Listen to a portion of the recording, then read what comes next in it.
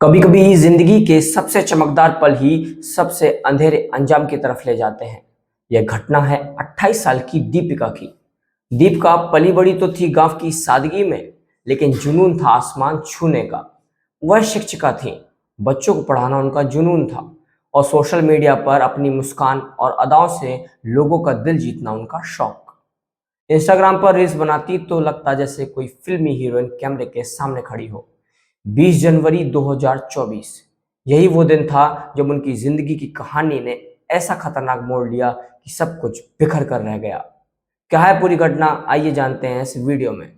नमस्कार, मैं हूं ऋतिक और आप देख रहे हैं मधुवाक। आज की यह घटना कर्नाटक राज्य से है। कर्नाटक में ही एक जिला है मांड्या। इसी जिले के माड़ेखल्ली गांव में दीपिका अपने पति लोकेश गौड़ा और 7 साल के बेटे के साथ रहती थी। दीपिका सुबह सुबह घर का काम निपटाकर करीब 8 बजे स्कूटी से बस स्टैंड तक जाती, फिर बस पकड़कर स्कूल। दिन भर बच्चों को पढ़ाना, पति से फोन पर बातें और खाली वक्त में रील्स बनाना, यह उनकी रोजमर्रा की जिंदगी थी। कह सकते हैं उनका छोटा सा संसार शांत और सुखी था।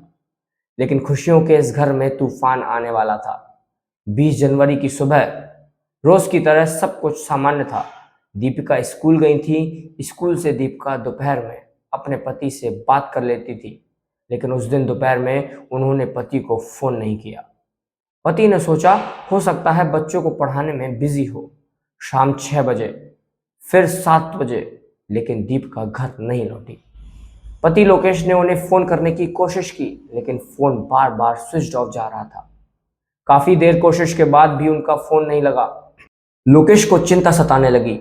उसने स्कूल में फोन किया तो पता चला वो उस दिन स्कूटी से ही स्कूल आई थी और दोपहर करीब 12 बजे स्कूटी लेकर किसी काम की कहकर निकल गई। यह बात सुनकर लोकेश की चिंता और बढ़ने लगी। पूरा दिन बीत चुका था और दीपिका ने एक भी बार फोन नहीं किया था और अब तक घर भी नहीं लौटी। लोकेश तुरंत मेलुकोटे पुलिस स्टेशन पहुंचे और पुलिस को सूचना दी। पुलिस ने गुमशुदगी की रिपोर्ट दर्ज कर ली, लेकिन काफी रात हो जाने के कारण पुलिस रात में कोई भी जानकारी नहीं जुटा सकी। सुबह होते ही पुलिस ने दीपिका की तलाश शुरू कर दी। काफी खोजबीन के बाद मेलुकोटे के पहाड़ी मंदिर के पास उनकी स्कूटी पाई गई। उस मंदिर की फोटो हम आपको स्क्रीन पर दिखा रहे हैं, जहां उनकी स्कूटी मिली, लेकिन दीपिका का कोई अता पता नहीं था। लोकेश की चिंता और ज्यादा बढ़ गई। उन्हें अब डर लगने लगा था कि कहीं दीपिका के साथ कुछ अनहोनी तो नहीं हो गई। इसलिए अब उन्होंने खुद रिश्तेदारों और गांव वालों के साथ खोज करना शुरू कर दिया। ये सभी लोग खोज करते हुए वहीं पहुंचे जहां दीपिका की स्कूटी मिली थी। यहाँ के चप्पे चप्पे पर छानबीन शुरू कर दी। पहाड़ी पर चढ़ते हुए उन्हें एक जगह मिट्टी ढीली नजर आई, जैसे अभी अभी खोदी गई हो। ये सभी लोग इस जगह की मिट्टी को फावड़े से हटाने लगे। कुछ समय बाद ही एकदम से सब ठहर सा गया। देखते हैं कि मिट्टी के नीचे एक महिला का शव। कपड़े वही जो दीपिका ने उस दिन पहने थे और शारीरिक ढांचा भी वही, लेकिन उस शव का चेहरा इतना बिगड़ा था कि पहचान पाना मुश्किल था। लोकेश ने कपड़ों से दीपिका की पहचान की। उस पल पहाड़ी पर सिर्फ सन्नाटा था और लोकेश के फूट फूट कर रोने की आवाज है। लेकिन अब यहां सवाल यह था कि दीपिका यहां आई कैसे और किसने उसको मारकर यहां गाड़ा। लोगों ने तुरंत पुलिस को सूचना दी। पुलिस मौका वारदात पर आई और शव को पोस्टमार्टम के लिए भेज दिया गया। इसके बाद पुलिस सारे सबूतों को इकट्ठा करने में जुट गई और दीपिका के स्कूल से लेकर घर तक हर जगह जाकर जानकारी इकट्ठी की। काफी खोजबीन के बाद भी पुलिस को कोई अहम क्लू नहीं मिला जिससे यह पता चल सके कि दीपिका को किसने मारा। इसके बाद पुलिस दीपिका और लोकेश दोनों की लाइफ के बारे में जानने की कोशिश करने लगी। इसी दौरान पड़ोसियों से पता चला कि घटना से 15 दिन पहले पति पत्नी में किसी तीसरे व्यक्ति को लेकर झगड़ा हुआ था। तुरंत पुलिस ने लोकेश को पूछताछ के लिए थाने बुलाया। पूछताछ में उसने बताया कि दीपिका इंस्टाग्राम पर रील डालती थी। दीपिका के गांव का ही नीतीश उसकी इंस्टाग्राम रील्स बनाने में मदद किया करता था। वीडियो रिकॉर्ड करना, एडिट करना और भी अन्य तरह से उसकी मदद करता था। साथ ही नीतीश उसकी वीडियो को बड़े गौर से देखता रहता था और हर वीडियो पर कमेंट भी करता था। दोनों काम से एक दूसरे के घर आते जाते थे। दोनों एक दूसरे को भाई बहन मानते थे, इसलिए लोकेश को कोई भी आपत्ति नहीं थी। लेकिन आस पड़ोस के लोग तरह तरह की टिप्पणियां करने लगे, जिससे लोकेश को बुरा लगने लगा। इस पर लोकेश ने दीपिका को नीतीश के साथ किसी भी तरह का रिश्ता रखने से मना कर दिया, रील्स में उसकी मदद लेने से मना कर दिया।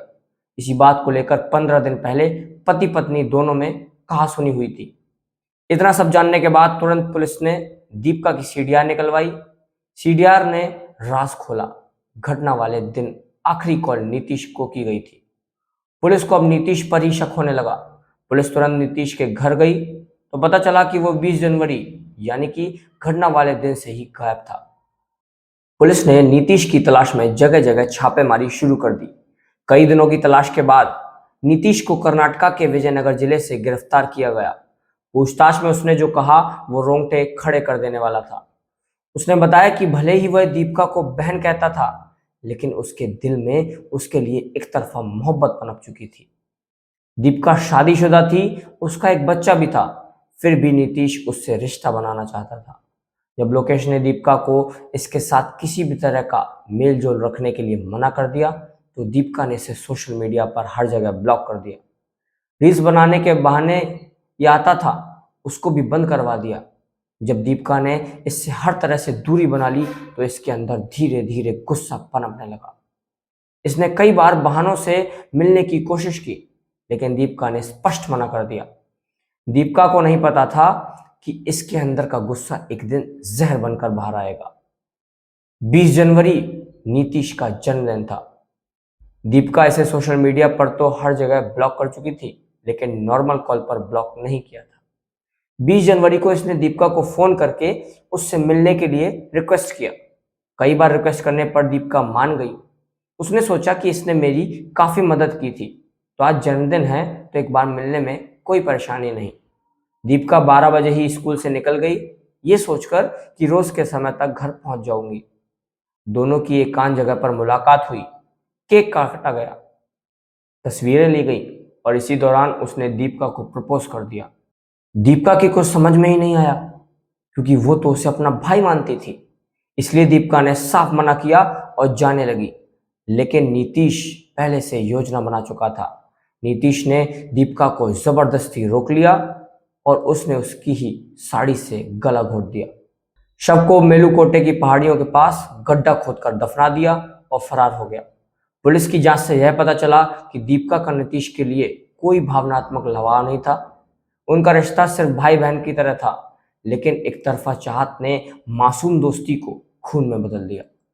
पुलिस ने पूछताछ के बाद नीतीश को गिरफ्तार कर जेल भेज दिया। आगे इस केस में मई 2025 में एक और चौंकाने वाला मामला सामने आया।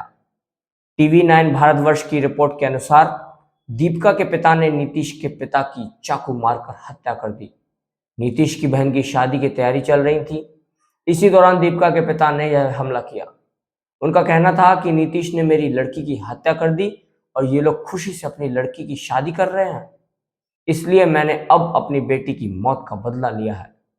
दीपिका तो मर चुकी है, लेकिन वो स्कूल आज भी दीपिका की खाली कुर्सी देखता है और उसके 7 साल के मासूम को आज भी अपनी माँ का इंतजार है।